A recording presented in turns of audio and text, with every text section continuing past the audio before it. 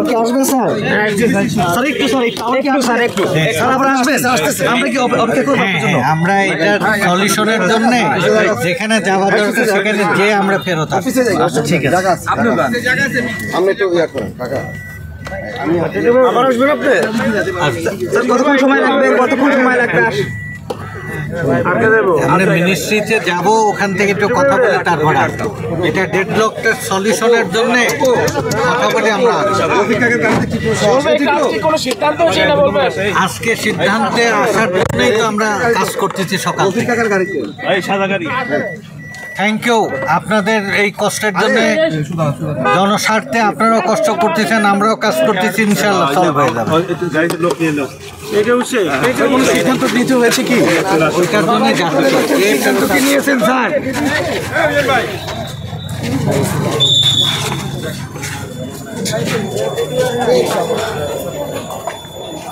শিমুল বিশ্বাস এসেছিল